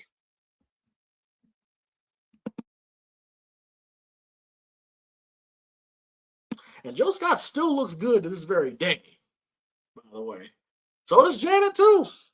They both still look good. Everybody still looks good. What Tasha does. She was just on Bad Boys 4 as Martin's wife. Karen Leo still looks good. Everybody's aged well. Everybody's completely aged well. All right, so let's get some awards. Let's get some awards. Quez, who is your MVP for Why Did I Get Married?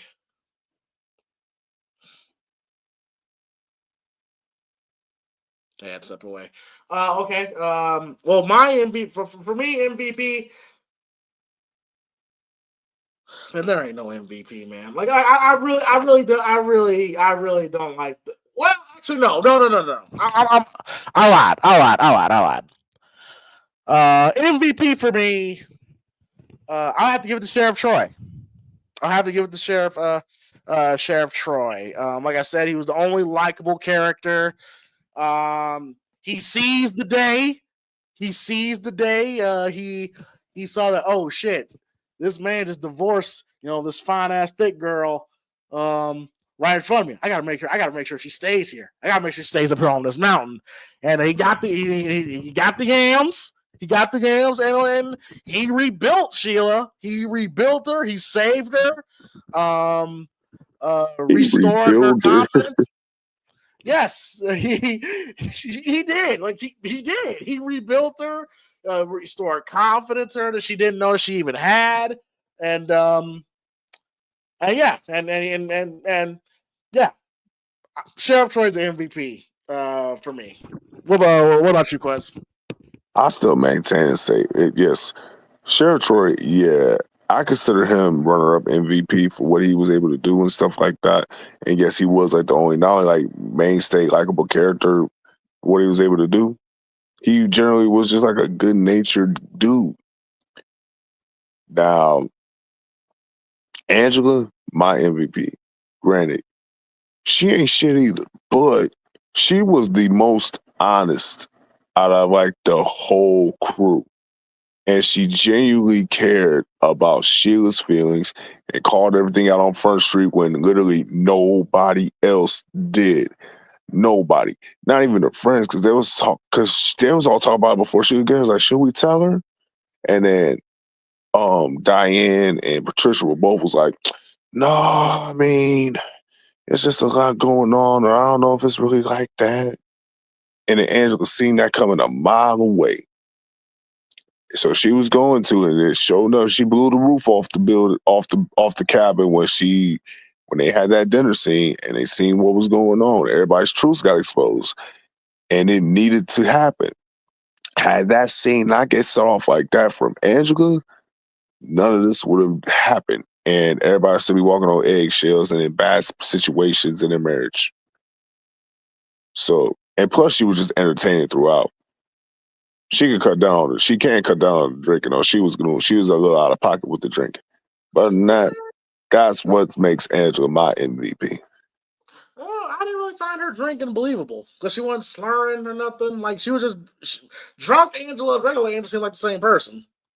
It was just her manner. It was just her exclamations. It's like, I need a drink. Give me another drink. I need a drink. It's 8:00 in the morning.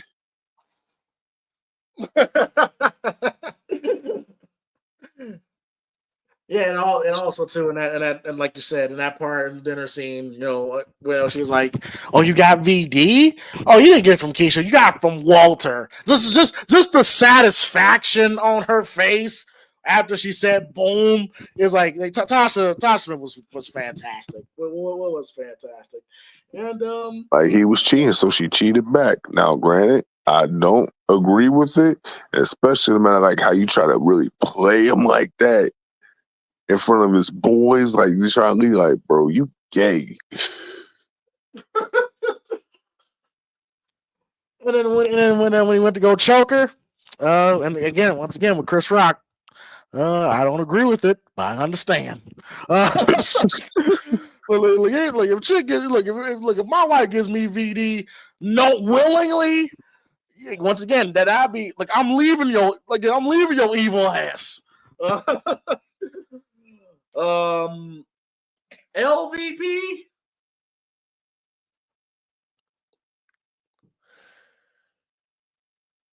Diane. Diane for you? Yes. Okay. All right. Understandably She's evil. Yes. Yeah. Oh, I wouldn't say evil, but I would say incredibly selfish.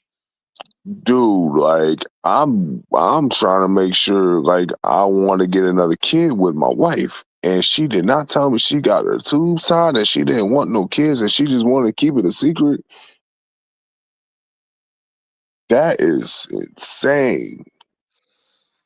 Yes, exactly. And then putting your work in front of me and my child.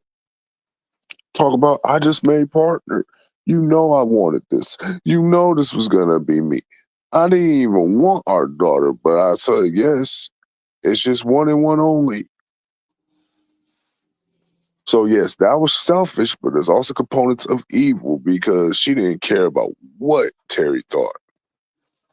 No, anytime if a woman ever did that to me, that's grounds for breaking up, right? Look, it'd be one thing if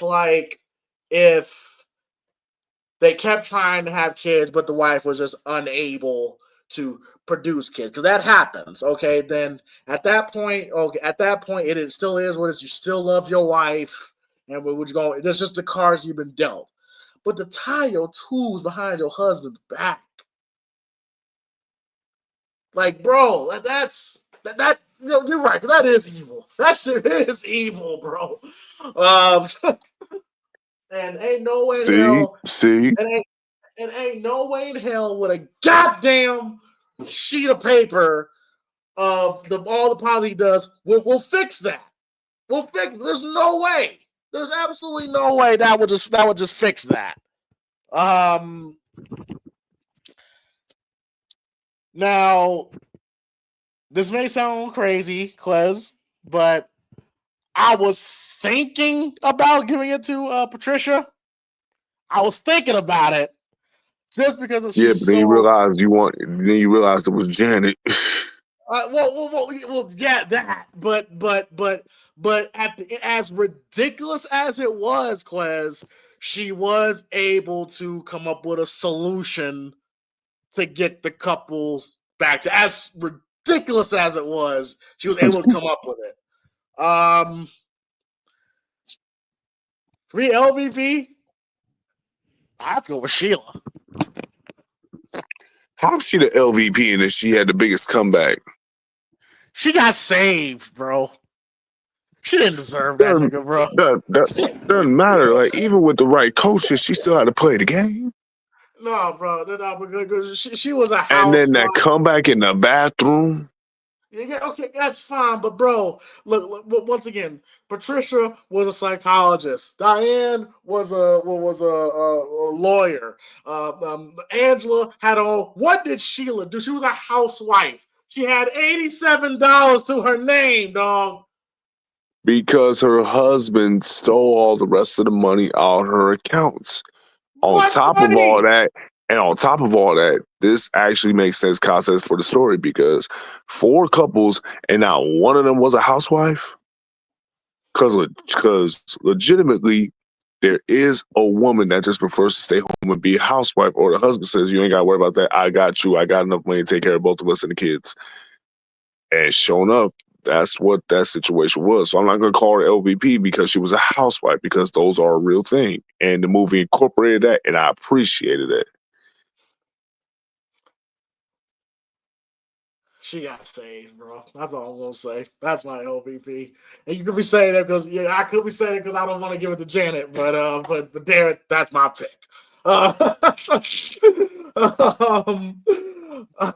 you could have said, bro. You could have said, you could have said Marcus could have been LVP, not Jill, bro.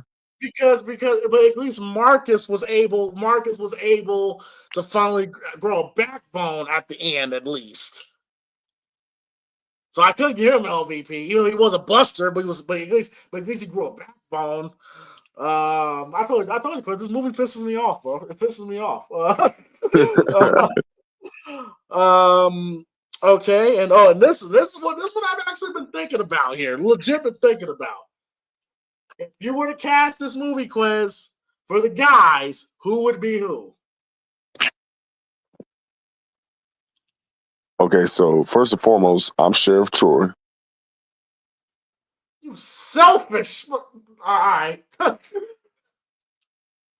Bullshit. And so I'm Sheriff Troy for obvious reasons, and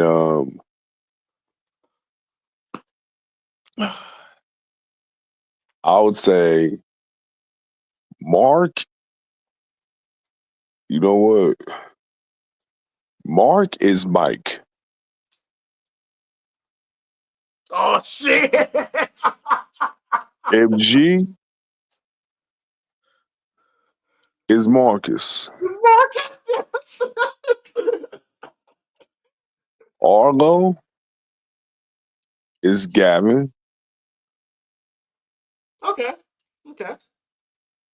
Oh wait. And James, last but not least, I can see it. I can see that. Yeah, I'm not mad at that. I'm not mad at that. you're Terry. Yeah, I'm not mad at that. I'm not mad at that. I can see myself as Terry. I would have divorced my wife. You know, ain't no goddamn sheet of paper would change that shit for me, because at the end of the day, you know, I still can't have no kids with you, but another kid with you. But yeah, okay. Yeah, I'm not mad at that at all. I'm not mad at that. That makes sense. That definitely makes sense. Well, That casting actually makes such good sense. I don't think I'm gonna cast mine. That's actually pretty goddamn perfect, actually. If you really think about it. If you really think about it, me, Terry, Arlo, Gavin, Marcus, MG. Well, Marcus and Mike, that could be interchangeable between Mark and MG. That could be interchangeable. And you as Sheriff Troy, for obvious reasons, I can see that too. I could be selfish saying, no, nigga, I'm Gavin, but yeah, I can see myself for sure. And out of 10 stars, Quez, where would you rank Why Did I Get Married? I would give it a strong 7. This was a good film. This is a good film. And one of the top Perry movies that I'm not agitated about. I would give this a very shaky 7. Shaky. A very shaky 7. Honestly, the biggest reason why this is a 7 because the biggest reason is because of Tasha Smith's performance and Richard T. Jones's asshole performance is so entertaining. Like they dragged this from the clutches of 1 and they dragged this shit to 7 on just off their backs alone. But this it is a good watch. It is an entertaining watch. Like I said, just the thing about Tyler Perry is that he's very heavy-handed in the drama. Like this motherfucker will put so much. He'll put so much seasoning into that dish. It'll be so much. It'll be hard to be like once you eat it, you're like, God damn. Like, have you ever had happen to you, Quez? When some mother put too much seasoning into something, it's not palatable anymore. Just ruined it.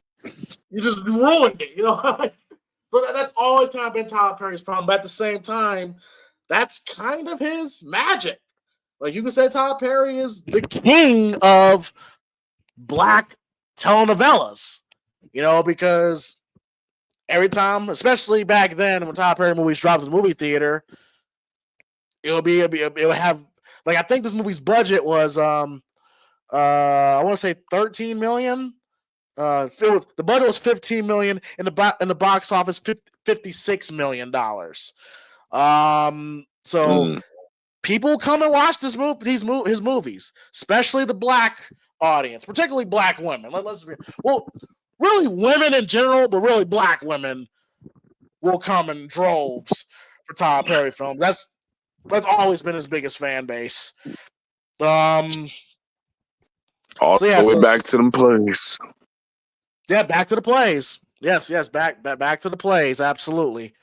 But yeah, folks. Wait, it was one more question. What's that? Is this movie a classic?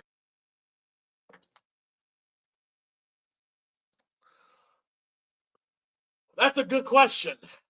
I would say no.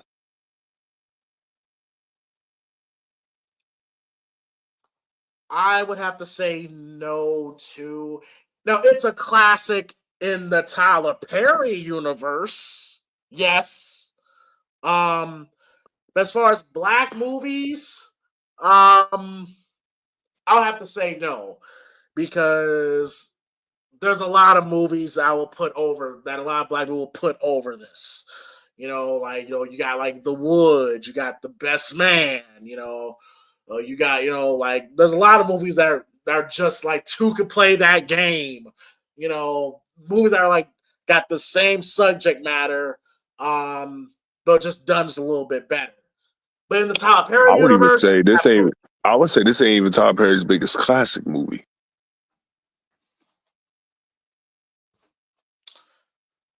Ooh, I would have Diary of a Mad Black Woman ranked higher than this. Well, back when I was younger, I did say that I think overall, I felt this was Tyler Perry's best film. We think Diary Mad Black Woman was better than this? I say it's a bigger classic. Oh, okay. Okay. Okay. Yeah. It's a bigger classic. Yeah, it is. It is. It is. Now, That's now, what I now, say. now I enjoy this movie more than Diary Mad Black Woman, but I would say as far as like bigger classic because that movie was the stamp. That movie was the stamp that helped Tyler Perry get it set off into this franchise with his movies. Right. Diary Mad Black Woman. That was the setting stone for everything. And then it led into like all the other following movies from there. You know, like Medea's Family Reunion and Daddy's Little Girls, and in this movie, this film, and so on and so forth. It all started with Diary Mad Black Woman. And I believe that's a bigger classic than this. So one of the reasons why I don't find this movie a classic, but it's still a great film nonetheless. And personally, in like the 4 or 5 Tyler Perry movies that I can go back to, because it's not a lot. I don't go back to a lot of Tyler Perry movies like that. But the few that I do go back to, this is one of them. And it's like near like the first 3 in my list. If I had to rank them out of 5, this film's top 3. Yeah, I damn sure don't go out of my way to watch Tyler Perry films. That's too much drama for me. But this is definitely one that I would go back to. I would say this, Why I Get Married Too, Daddy's Little Girls. Daddy's Little Girls was actually really good. I actually really liked that movie. You said what was? Daddy's Little Girls. Mm. Yeah, like Daddy's Little Girls was like I actually really enjoyed that movie. And I guess Diary of a Mad Black Woman. I can't watch For Color Girls. I can't do it. I can't. That it's too much. It's too much, bro. You watching that movie or Beloved? I'm good, bro. I'm about to go to bed, bro. But Exactly. But if I could say my ranking is since you said yours, if I had a few Tyler Perry movies I would watch, this would be, like I said, Why Did I Get Married would be in it. Why Did I Get Married 2 would not be. Not saying that movie's bad. It's a decent movie. And I'm just going to hold off just in case if we cover Why Did I Get Married 2 in the future. It's like, if I don't ever watch Why Did I Get Married 2 again, I would be fine. I'll just say that, just in case if we do cover that movie in the future. So that I'm good on. But Why Did I Get Married? I can go back to and catch Daddy's Little Girls. I agree with James. That is another one. One of the Tyler Perry's sleeper movies that I enjoy, Good Deeds. Was that the one with him and Regina Hall? No, that was him and Thandie Newton and Gabrielle and Thandie Newton and Gabrielle Union. That movie. That Good Deeds is very underrated and told a great story. I enjoy that movie. So I think it'd be like out of those 3 movies. Yeah, Why Did I Get Married? Good Deeds, Daddy's Little Girls. I think that's all of them. So you don't like Boo or Medea's Halloween? No. None of the Medea centric movies. I used to say Medea Goes to Jail. Like I used to say that one, but then I remember just watching it like a couple airings like back to back days, and I was just like, yeah, I can't watch this no more. I'm already sick of it.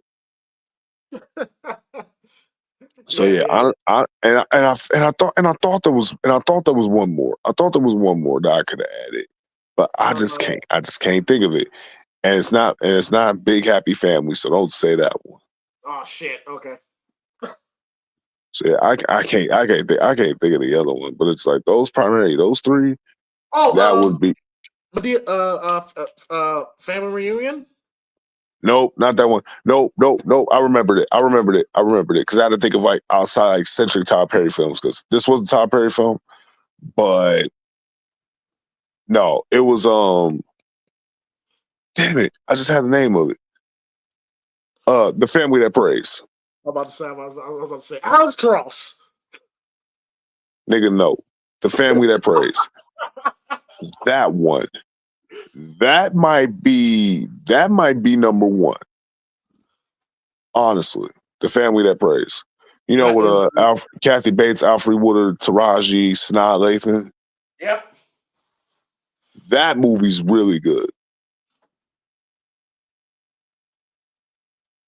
He said, yeah, my son's gonna be a Cartwright. Shit. He said, shit. That ain't what my wife said. Said, he's your son. What son?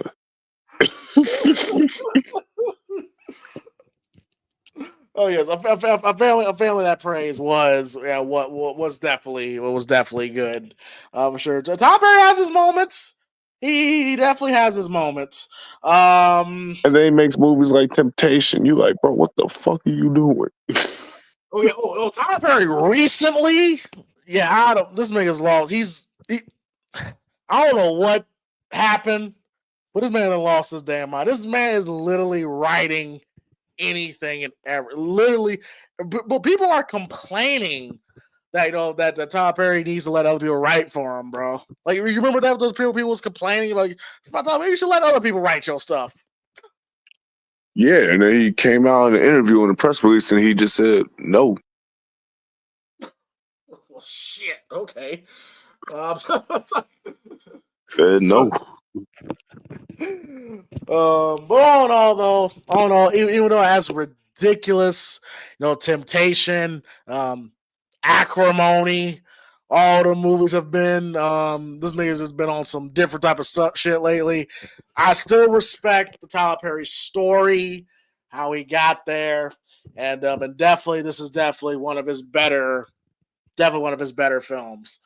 So yeah, folks, that's gonna conclude our yearly Quez. This month flew by, bro. Definitely flew by. It really did. It was a freezing month too. Oh, this month was it was hell, pure hell when it came to the weather. For me right now, it was actually a really good day for the weather. It was Same. It was like 56 degrees here. Yeah, 56 degrees. And the sun was out. Yeah, but now they're saying today, like Saturday's gonna be like in the 30s. Shit, it's gonna be like 25 here. Cloudy. And probably snowing. Man. You know that old bipolar Midwest weather. Oh yes, gotta love it. Gotta love it. But yeah, that concludes our yearly reviews of the Black History Month reviews, where we talked about Trading Places, Poetic Justice, Nothing to Lose, and this film here. And so far, Quez, our most viewed one so far is Trading Places. So I was just about to guess that. I am not surprised. Yeah, that's our most viewed one so far. So Quez, any closing thoughts before we wrap this up for the year till next year? Damn, another year in the books. Appreciate you guys watching, listening, tuning in every year with us. This helps keep this series going. Keep watching, keep sharing, keep liking, keep subscribing for those that are like new here. And this is like one of our standouts of the year. I know primarily this is horror Gorehound Central. So shout out to Paul, shout out to James for the content with the Primetime Gorehounds. And anytime I come through every February to give a little bit of a switch up with the content on this channel to relive some of the classics of our childhood and recencies in our adulthood, with classic films like this. Well, this movie wasn't a classic, but I digress. I'm about to say, easy Quez. but like music, but like films is like categorized like classics in our culture, you know, and just like take a step back and just think about like the good, the bad, how it relates to our life, our experiences, relatability, all of that. It just is always like a fun moment that we get to do every single year. And so it's a process that you guys understand. Like we be talking about this like months out. Like I remember we was playing this lineup last June. Yep. We was thinking about films to react to or review. And I'm telling y'all, we're gonna get Black Panther. We might get Black Panther. It's gonna happen. It's gonna happen. Either that, either that, or we get Best Man. We're finally gonna get Best Man done. Oh, or before you get back, you could get Blade. Hint, hint. Honestly, ooh, because that might be a toss up. Because that could be either a primetime gorehound or a Black History classic. Exactly. It's definitely a Black History classic. I mean, look, mama, we're gonna give Blade the respect he deserves. Without him, there is no Marvel. And honestly, we would have to dig into the books, man. Find whatever we can to get MG on that video if we were to ever do Blade. I mean, it's only right. Oh, and also to a shout out to Mark, who makes once a movie a year appearance. He was on the Trading Places review. So yeah, folks, we're gonna go ahead and wrap it up there. Thank you all for another edition of the Black History Month movie reviews on Primetime J. Thomas with Quez, the man himself. Quez, I got a 4-hour drive to get ready for tomorrow, so that ought to be fun. The beauty. Thank you, Jill. Thank you. Thank you, Jill. Thank you, Jill. Thank you, Janet. Twice this year she made an appearance. Saying she ain't got no range. She played a hood chick and she played a psychologist. What are you talking about, Quez? She played a better hood chick than the psychologist. But again, that range. No, that's not. She played one better than she did the other. What are you talking about? Listen, look, Janet's better than Jill Scott. All right. You said what? Janet's better than Jill Scott. Yeah, I said it. At what? Oh, I didn't go down the list? No, because you said you was finna knock out. But what list? Like, what is she better at? Is Jill Scott a better performer than Janet? Is she a better what? Performer than Janet? Have you seen her perform Crown? Have you seen Jill perform Crown Royal? Is she a better performer than Janet? Yes or no? Has she ever? Have you seen her perform Crown Royal? Where she? Have you ever seen Janet where she did that? Where she had that choreographed Jill Scott move she did with that microphone? Janet never did that. Have you seen Rhythm Nation? Have you seen her perform Rhythm Nation? That's not what Jill did, bro. You watch Janet Jackson dance, it's like, damn, she could dance. You watch Jill Scott perform, you be like, damn, I'm trying to fuck. Well, I mean, even when she dances, I feel, bro, okay. She did a certain thing to a mic. Okay, like she's not a better performer than Janet. She's a better singer. I'll give her that. I never said Janet was a great vocalist.